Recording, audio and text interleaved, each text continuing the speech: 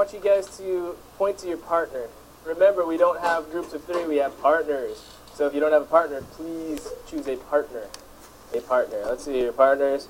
Chris, you guys scoot over. Okay, perfect. 2, 2, 2, 2. Kevin, your partner? Okay. Jesse, your partner? Okay. How's everybody doing? Good. It's good to see you. Now, first thing is first, please talk with your partners about what you did this weekend. Quick, go. What'd you do this weekend?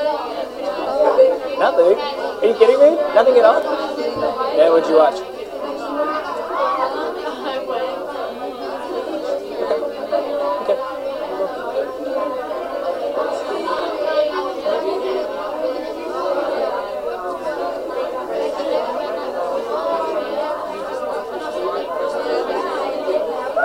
Okay, eyes up here.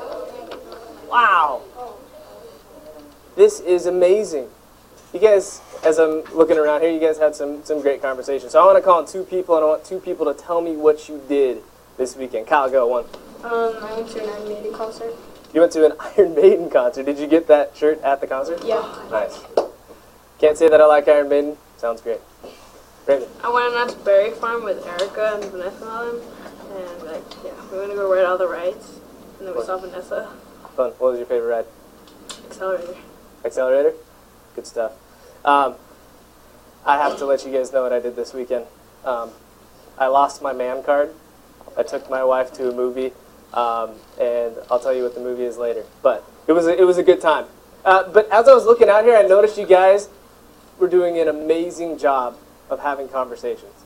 An amazing job.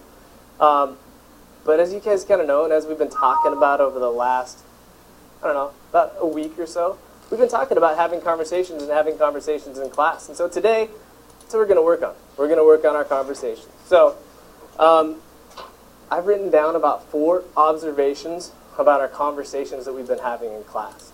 Okay, we're going to have a minute or so to talk about what you guys think about these observations that I've been making about our conversations that we've been having about literature. So, first observation. Our conversations have grown stagnant. Our conversations have grown stagnant. As I've been looking around and as we've been talking, sometimes I've been a little bit bored because we haven't been going as deep as we did in the beginning of the year. We haven't been having those rich discussions that we had at the beginning of the school year. Okay. Second observation. Only a few voices are heard. There's about 5, maybe 6 people out of about 30. I only hear about 6 people's voices in this class. And as I've talked to you one-on-one individually, you all have great ideas, and I want to hear more from you. And especially in the beginning of the school year, I remember I heard from Karina all the time. I heard from Jesse and Kevin all the time. Yeah, I want to continue to hear from you guys. I want to continue to hear from you guys. Observation number 3. We speak in 1 or 2 sentences. I think the story is good. It really shocked me. We speak in 1 or 2 sentences. And we've been kind of talking a little bit lately about stretching our conversation, stretching out our ideas, extending our conversations. And so this is just one of the things that I've noticed. So today, instead of talking in 1 or 2 sentences, let's try and talk in paragraphs. Okay? Because as I was listening right here before class, when you guys were talking about your weekend, you guys were not only talking in paragraphs and essays, you guys were talking in, novels. I couldn't get you guys to be quiet. Okay? So the same thing that you're doing right there, let's do that in class about what it is that we're talking about. The 4th thing is that in this class, and I'm going to provide a perfect example of this, in this class, it seems like we have this idea that all ideas are valid, that we have the you can have your idea and I can have mine syndrome. Every person's idea is right or true or valid. Okay? And for example, last week when we were reading a little bit about Martin Luther King Jr., does anyone remember what we were talking about? Remember? You remember, Ashley? Yeah. What was one of the things that we kind of discovered? There were 5 of you who just kept going over saying one thing the whole time. What were you saying? We were talking about that all the African Americans should have used violence to change the ways that, that were against the whites and the African Americans. 5 people were sitting there arguing this one point, and everyone was like, oh, well, that's your idea, you have that idea, and I have my idea. And we didn't sit there and have a deep conversation about the fact that somebody just said they should have used violence to get what they want. Couldn't believe it.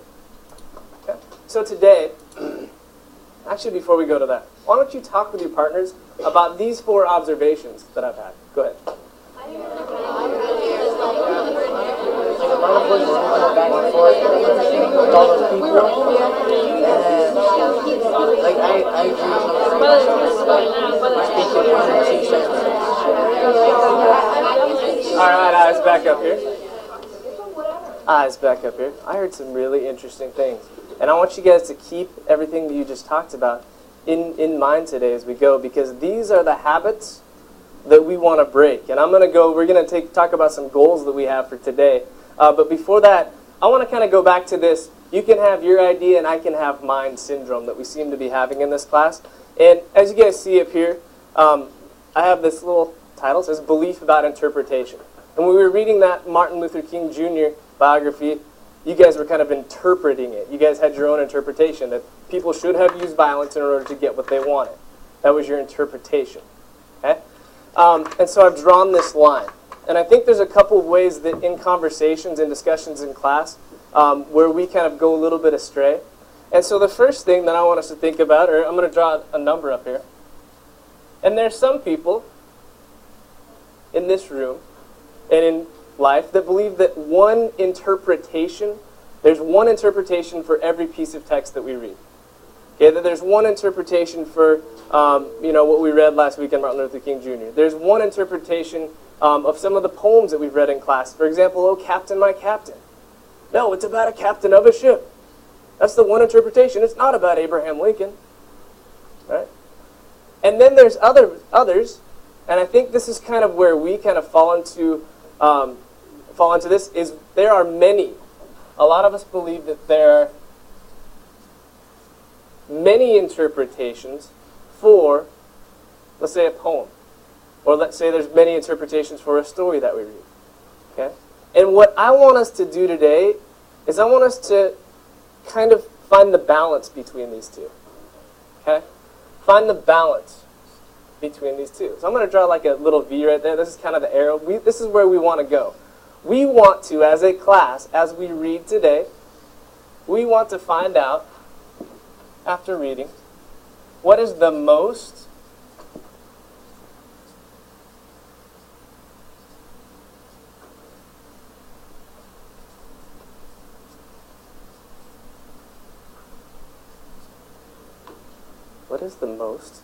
justifiable interpretation? What is the most justifiable interpretation? And an interpretation of a text becomes justifiable when you provide evidence, and more evidence from the text. Okay? In our interpretation, what's the most justifiable idea? What's the most justifiable idea about the text? Okay? Because sometimes, in this class, everyone has a different interpretation, but we never talk together to find the best or the most justifiable interpretation. So our goals for today. Our goal as readers today, as we're talking about conversations, is to make certain everyone's voice is heard. We want to break some of these habits. B, we want to continue to invite conversation and be open to discuss new ideas. And we've been talking about that in the past. We want to invite discussion. Does anyone else think that? Does anyone else agree with my idea? Or what do you guys think about that? Okay.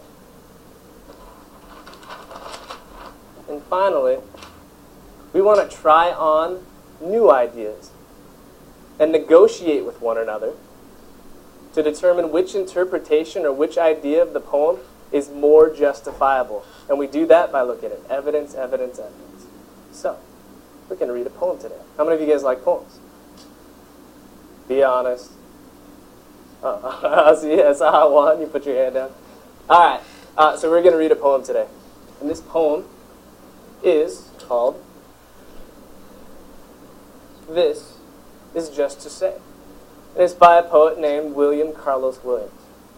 And as good readers of poetry, because we've already had our poetry unit, we know that we need to read it over and over, read it for the first time for rhythm, get a feel of it.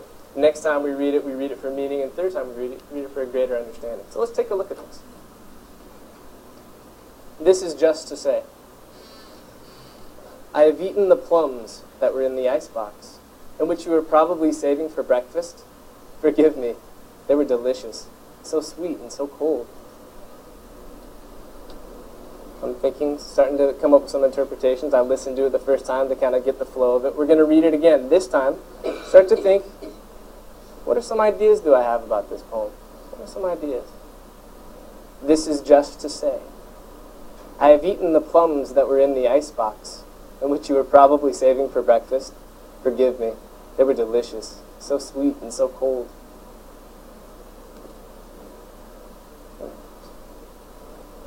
How many of you guys need to hear it one more time before we start talking about it? Okay.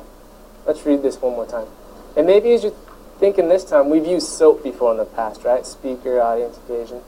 You can start thinking about what's the purpose of this poem. Who's the intended audience? Who's supposed to read this? So let's go ahead and read it one more time and let's have a discussion afterwards. This is just to say, I have eaten the plums that were in the icebox, and which you were probably saving for breakfast. Forgive me, they were delicious, so sweet and so cold. Talk with your partners about what are some ideas you have. What are some ideas you have?